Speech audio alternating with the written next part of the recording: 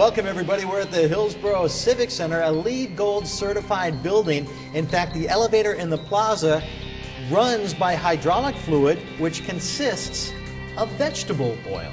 Welcome everybody to Comcast Newsmakers. I'm Ken Ackerman. Well, our next guest has been in Salem for just about 3 months now, but she already has ideas on how to shake up the system. Please welcome Eyre Brewer, Representative. Thank you very much for being with us. Thank you. First of all, we got to talk about the House. Yes. 30-30 split. Can anything get done? A lot of things are getting done. A lot of things are not getting done that probably shouldn't get done. We just passed yesterday a $5.7 billion K-12 education funding package. The governor is going to sign it. It is the earliest that we've done it in over 15 years, getting our education budget for K-12 done in April.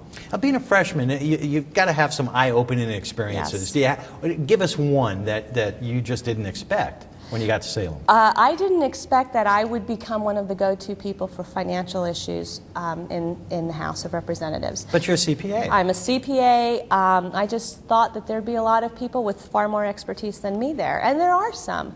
But I didn't realize how valuable my skills would be going down there. Well, speaking of which, you have ways to shake up. Well, I say shake up. You don't like to use that term, but how the state can improve its financial management. Yes, thank you. I have noticed for internal control purposes that we have segments of our financial management of a state segregated. We have the Treasurer's Office, who manages the checkbook but focused on debt management. We have our Department of Administrative Services, which is focused on making sure the various agencies get their money in time to do the programs that they want to do. And we have the Department of Revenue, who's focused on cash collection of income, property taxes, excise taxes. But we don't have any one person singularly tasked with managing the financial aspects of the state, a CFO position, if you will. And the governor's office ostensibly is responsible for that, but the governor has so much responsibility within the state. I'm very gratified, though, that this is one of my first impressions of the state of Oregon, the financial running of it, but the governor has just brought in a gentleman by the name of Michael Jordan to be our chief operating officer, and he has just started. I think he's probably a week or so into the job.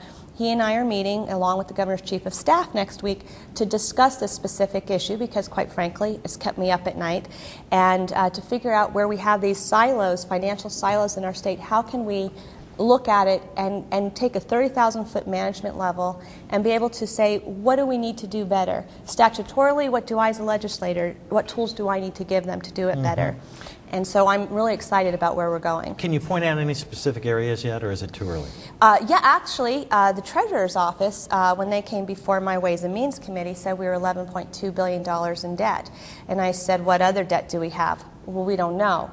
They only know the debt that comes across their transom. And so, and I said, well, can anybody in the state of Oregon tell me how much debt we are in as a state? They can cobble it together from different sources, but there is no one place where our total debt as a state is located. Can I run your campaign for CFO of Oregon? You know what? If I ever decide to do that, if that job ever comes up, I'll let you be there. You represent the area that has Intel and many other high-tech companies, and you say that we could do a better job in this state of providing a workforce that would better fit managerial positions, which really we're not supplying right now. Not just managerial, they're actual research and development. We are cutting edge out here. We are innovative, energetic, creative thinkers, high-tech, biotech, solar tech.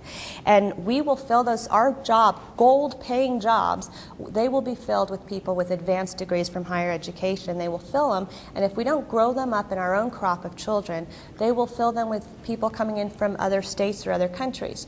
K-12 education is tasked with many mandates, and one of them is for reading and math tests. So in our early years of education, our teachers have to spend a lot of time teaching their students to reading and math tests. Science is kind of filled in as they have time in the curriculum. I've got to stop you here. Sure. Boy, you're going to make a great politician, I'm telling you right now. Let me see your hand real quick. Okay. Go Timbers, everybody. Yeah. Katie, thank you very much for being here on Comcast Newsmakers. We thank you for being here as well. For the crew here, I'm Ken Ackerman. Make it a great day.